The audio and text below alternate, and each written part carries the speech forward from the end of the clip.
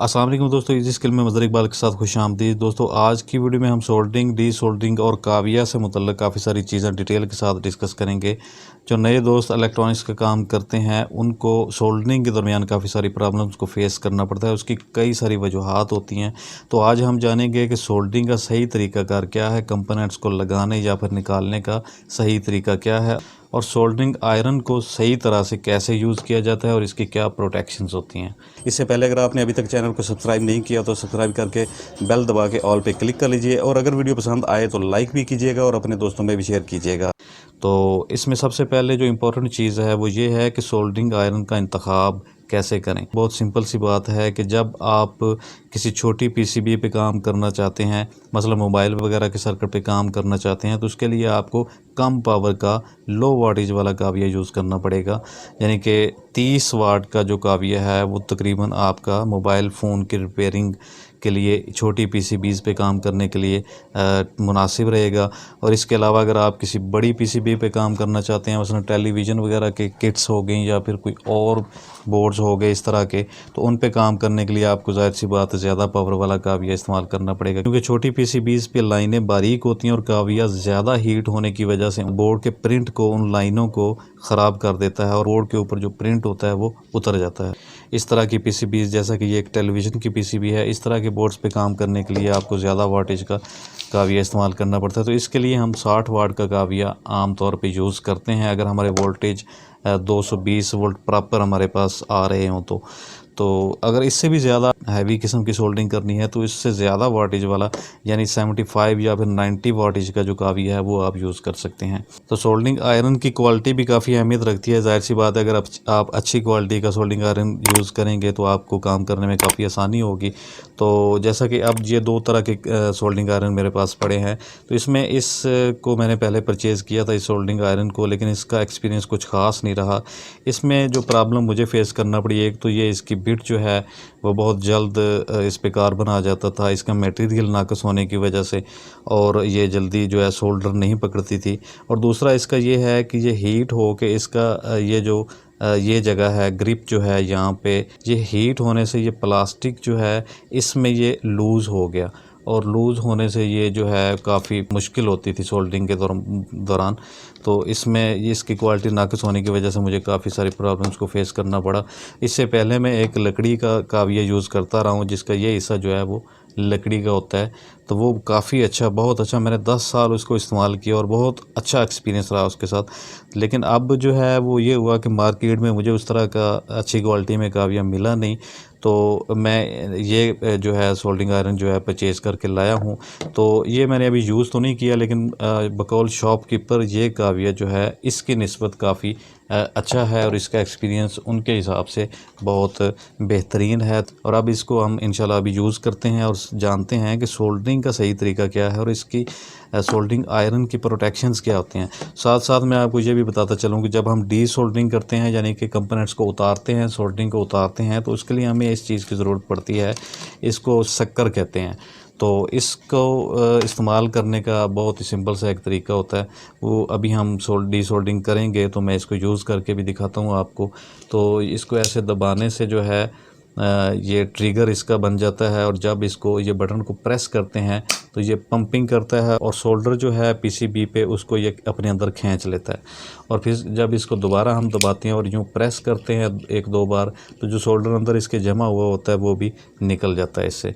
तो इसको यूज़ करेंगे हम, और सोल्डरिंग आयरन को भी यूज़ करते हैं। तो सबसे पहले हम इसको जो है प्लग इन कर लेते हैं और देखते हैं कि ये किस तरह काम करता है।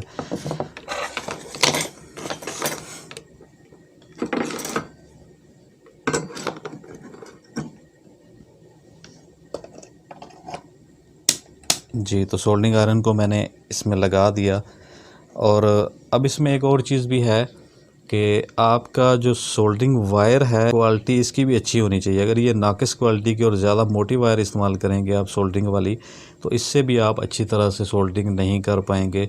तो अब काविया को यूज़ करते हुए आपने एक चीज़ को जहन में रखना होता है कि जब ये गर्म होता है तो इसको आपने हाथ लगा के, टच करके, छू के चेक नहीं करना होता कि ये गर्म हो चुका है या नहीं। तो इसके लिए या तो फिर आप इसकी बिट पे सोल्डर लगा के ऐसे चेक कर सकते हैं कि सोल्डर पिघल रहा है या नहीं। या फिर इसको आप भरोसा जो होता है, ये अक्सर आपको बेल्ट्स वगैरह पे लगाने के काम आता है और पंसार स्टोर पे या फिर हार्डवेयर की शॉप से आसानी से मिल जाता है। इसके अंदर इसको लगा के टच करके आप चेक कर सकते हैं। ये देखें, मैंने अब इसको लगाया तो ये हल्का सा गर्म हो रहा है, लेकिन अच्छी तरह से गर्म नहीं हुआ। ये अब इसमें इसको साथ ही इसने भरोसा को उठा लिया। तो जबकि इसके अगर ये सही तरह से गर्म होता तो इसके अंदर से धुआं निकलना शुरू हो जाता और इसको अच्छी तरह से ये पिघला देता। तो इसमें अब ये है कि अगर ये काविया जो है ओवर हीट हो जाए तो इसकी ये बिट जो है ये ब्लैक हो जाती है, इसके ऊपर कार्बन जमा हो जाता है। तो इसको आपने सोल्डरिंग के दरमियान अक्सर हजरात जो प्रोफेशनल लोग हैं, मैं भी ऐसे करता रहा हूँ कि जब इस पे ये सोल्डरिंग ज़्यादा जमा हो जाए या फिर ये कार्बन वगैरह तो ख़राब हो जाती है बिट अक्सर।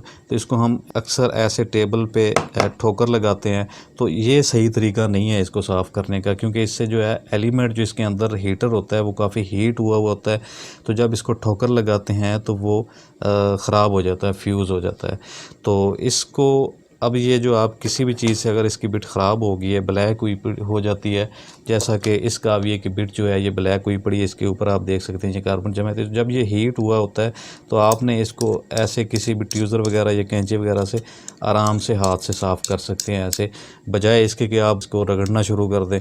रेती वगैरह से इसको रगड़ना बिल्कुल नहीं है, इसको आप किसी और चीज़ से आराम से साफ़ कर सकते हैं। इसको रगड़ने से ये बिट ख़राब हो जाती है और ये सही इस्तेमाल नहीं कर पाते हम।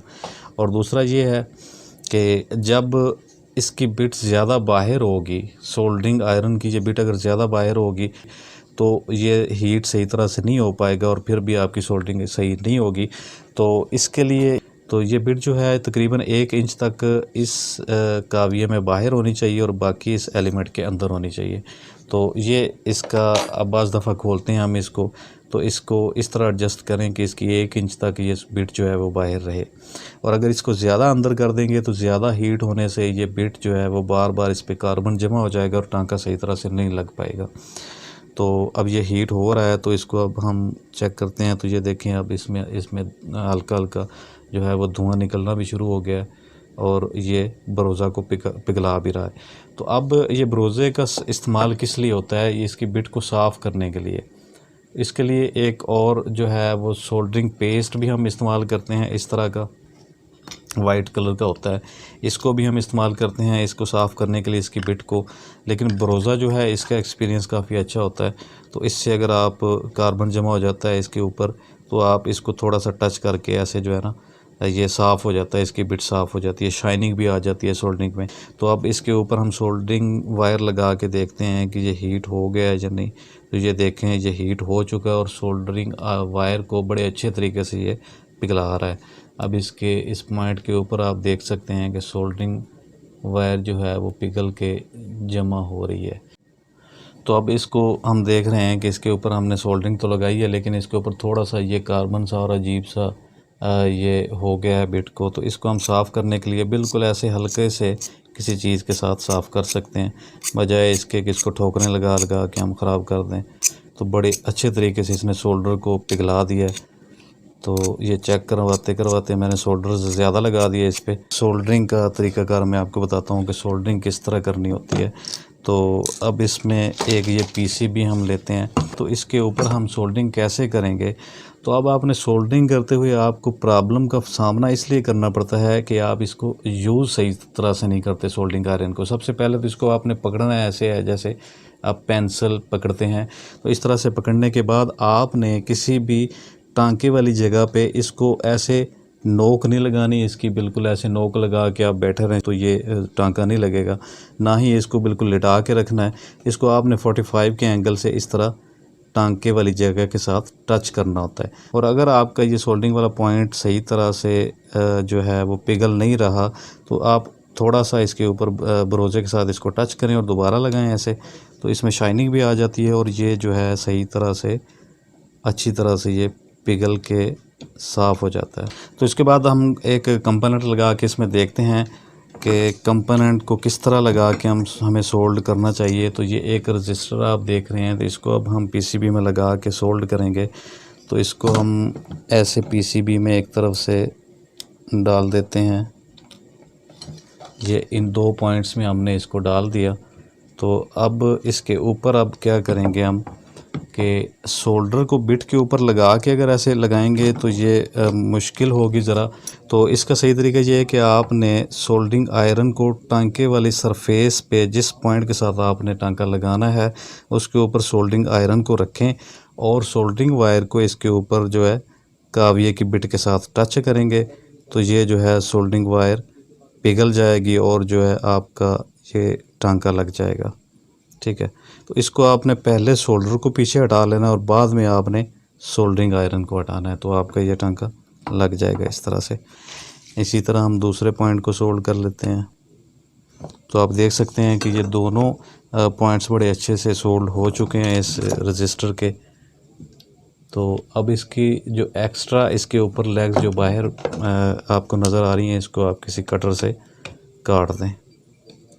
ये कंपोनेंट को लगाने का सही तरीका है, इस तरह से आप इसको सोल्ड करते हैं। और अब इसको डी सोल्ड करना है। अगर आपने किसी कंपोनेंट को उतारना है पीसीबी से तो उसको उतारने के लिए मैं तो खैर ब्रश भी यूज़ कर लेता हूँ, लेकिन सही तरीका इसका ये है कि आप इस तरह का एक शक्कर लें। तो ये अच्छी क्वालिटी का तकरीबन 100 तक मिल जाता है। तो ये इसका मैं बताना भूल गया। तो ये जो सोल्डरिंग आयरन है ये मैंने 250 में परचेज़ किया है। तो अब आपने फॉर एग्ज़ाम्पल यही हम उतार लेते हैं रजिस्टर जो हमने अभी लगाई है। तो इसके ऊपर ये सोल्डरिंग आयरन को रखेंगे और जब ये सोल्डर अच्छी तरह से पिघल जाएगा इसको करीब लाएंगे। इसको ये जो है ट्रिगर इसका दबा के शक्कर को इसके बिल्कुल करीब लाएंगे और पिघली हुई सोल्डरिंग के करीब ला के हमने इसको बिल्कुल ऊपर करके ऐसे पुश कर देना है। इस बटन को हम प्रेस करेंगे तो इसने देखें सोल्डर जो है वो अपने अंदर खींच लिया सारा इस पॉइंट का। इसी तरह अब हम ये सोल्डर अब हमने इसको दबाया तो ये नीचे जो है इसने खींचा था सोल्डर वो गिर गया। तो अब इसी तरह हमने दूसरे पॉइंट के ऊपर इसको लगाया, सोल्डर जब पिघल गया तो अब इसके ऊपर ऐसे ज़रा सा रखेंगे, करीब लाएंगे, ये पॉइंट हमारा सुराख जो है बिल्कुल ये खाली हो गया और जो रजिस्टर हमने निकाली है वो ये निकल चुकी है। ठीक है, इस तरह से हम निकाल सकते हैं। या फिर अगर कोई बड़ा कंपोनेंट आपने निकालना है तो उसके लिए आप मिसाल के तौर पे हम इस कैपेसिटर को निकालना चाहते हैं, ये इसके अंदर एक बड़ा कैपेसिटर जो लगा हुआ है इसको निकालना चाहते हैं तो इसको हमने ऐसे पकड़ के रखना है। अब इसके 2 पॉइंट्स हैं तो एक पॉइंट को पहले हमने सोल्डरिंग आयरन से इसके पॉइंट को हीट कर लेना है। इसको ज़रा सा टेढ़ा करके कैपेसिटर को अब एक तरफ से खींचेंगे। अब इसको दूसरे पॉइंट पे लगा लें। इस पॉइंट पे लगाएंगे तो अब इसको ज़रा सा धकेलेंगे तो ये पॉइंट फ्री हो जाएगा। फिर दोबारा पहले वाले पॉइंट पे लगा के फिर अपनी तरफ कैपेसिटर को एक साइड पे खींचेंगे हाथ से तो ये कैपेसिटर फ्री होके हमारे हाथ में आ गया। तो अब आपने कंपोनेंट को दोबारा अगर इसमें लगाना है तो इसके लिए पहले इसके जो पॉइंट्स हैं सोल्ड हुए इनको साफ़ करना है।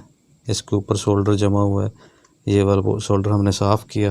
अब जो सुराख हैं इनको भी अच्छी तरह से साफ़ कर लेना है, बेशक शक्कर से करें या भी किसी और चीज़ से शक्कर से करना चाहते हैं तो ऐसे ये जो है कर सकते हैं। ये देखें अब सुराख बिल्कुल खाली हो गया जहाँ हमने इसको लगाना है, ये बिल्कुल साफ़ हो गया। अब ये दोनों सुराख खाली हो गए बिल्कुल। इसको ऐसे इसके ऊपर जो सोल्डर जमा हुआ है इसको साफ़ करके थोड़ा सा इसके साथ अब दूसरी तरफ से इस कैपेसिटर को हमने दोबारा इसमें डाल देना है।